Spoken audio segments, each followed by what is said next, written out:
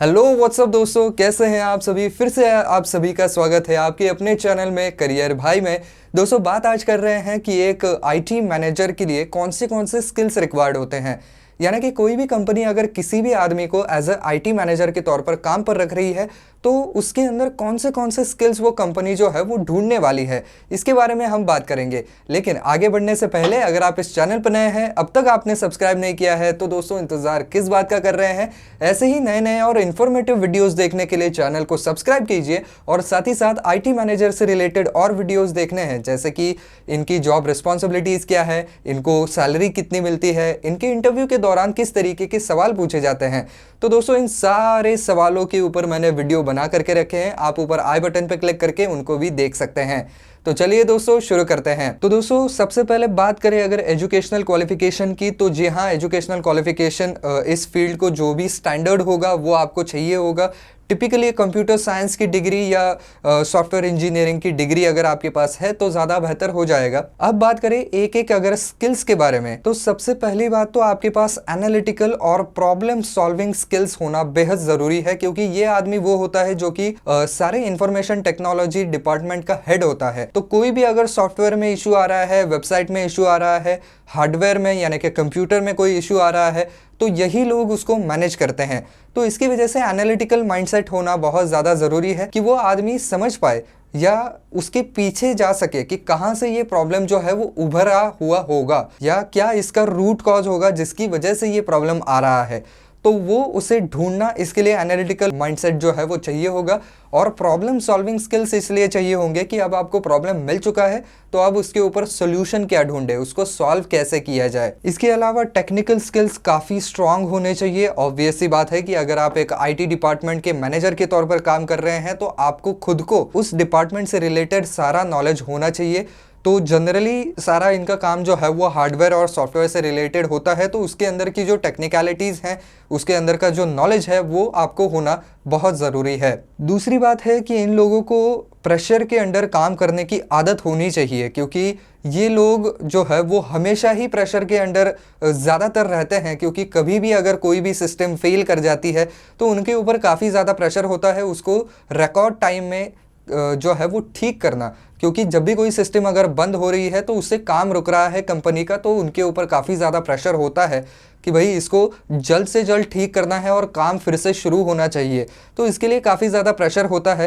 तो ऐसे प्रेशर में अगर कोई आदमी ब्रेक डाउन हो जाता है, वो उस प्रेशर को नहीं झेल पाता है और काम ढंग से नहीं कर पाता है, तो कंपनी को उसका कोई फ़ायदा नहीं है।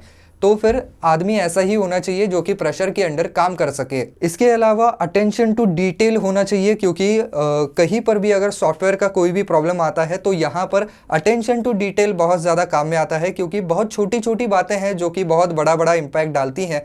तो इसकी वजह से अटेंशन टू डिटेल एक बहुत ज़रूरी स्किल बन जाता है। इसके अलावा टीम में काम करने वाला वो आदमी होना चाहिए, एक टीम प्लेयर होना चाहिए, क्योंकि इनकी एक पूरी टीम होती है और ये मैनेजर जो है वो इस पूरी टीम को मैनेज करता है, उनको टास्क बांट करके देता है, उनके काम का फॉलोअप लेता है। तो इसके लिए ये आदमी खुद एक टीम प्लेयर होना बेहद ज़रूरी है। इसको अलग अलग नेचर के लोगों के साथ काम करना आसान होना चाहिए। इसके लिए ये आदमी ऐसा नहीं होना चाहिए जो कि अपने आप में रिजर्व रहता हो, बल्कि ऐसा होना चाहिए जो कि सबके साथ तालमेल बिठा करके काम कर सके। इसके अलावा organisation and time management skills भी बेहद ज़रूरी है, क्योंकि आपको पता होगा कि अगर 2-4 सिस्टम्स एक साथ फेल कर जाती हैं तो उस आदमी को सभी के ऊपर एक साथ काम करना है। तो इसके लिए काम का ऑर्गेनाइजेशन बहुत ज़्यादा इम्पॉर्टेंट है।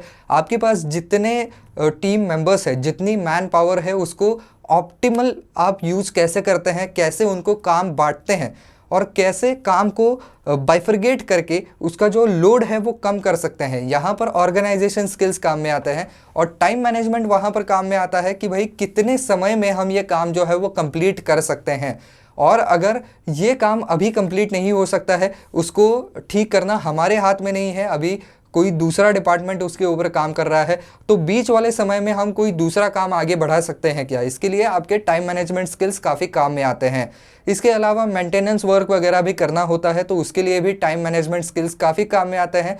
इस तरीके से आपको मेंटेनेंस करना है जिससे कि आपका काम ना रुके और मेंटेनेंस भी चालू रह सके। इसके अलावा इंट्रापर्सनल स्किल्स और कम्युनिकेशन स्किल्स भी काफ़ी ज़्यादा मैटर करते हैं, क्योंकि कई बार जो भी कोई टेक्निकल प्रॉब्लम आता है तो जो भी कोई आदमी आपको बता रहा है, हो सकता है कि उसकी टेक्निकल बैकग्राउंड नहीं है, वो सिंपल शब्दों में आपको बता रहा है कि क्या हो रहा है, तो इससे आपको भापना पड़ेगा कि प्रोबेबल कॉज क्या हो सकता है इसका और टेक्निकली इसमें क्या प्रॉब्लम हो सकता है। तो इसके अंदर आपके इंटरपर्सनल स्किल्स और कम्युनिकेशन स्किल्स काम में आते हैं कि आप जितने बेहतर ढंग से उसके साथ कम्युनिकेट करेंगे, जितने प्रिसाइज सवाल पूछेंगे, उसकी उतनी ही प्रिसाइज जवाब आएंगे और फिर आप उसको एनालाइज कर पाएंगे कि एक्चुअल प्रॉब्लम क्या हुआ है। और अंत में आते हैं मैनेजमेंट और लीडरशिप स्किल्स, क्योंकि जाहिर सी बात है ये एक मैनेजर है, तो इसके नीचे, इसके हाथ के नीचे काम करने वाले कई सारे लोग होंगे, तो उनके ऊपर जो है वो एक अच्छी लीडरशिप कायम करना इसका काम होता है। उनको मैनेज करना, उनका काम मैनेज करना, उनसे फॉलोअप लेना, ये सारी चीज़ें इसको करनी होती है। तो इसकी वजह से ये दो स्किल्स भी अंत में काम में आते हैं।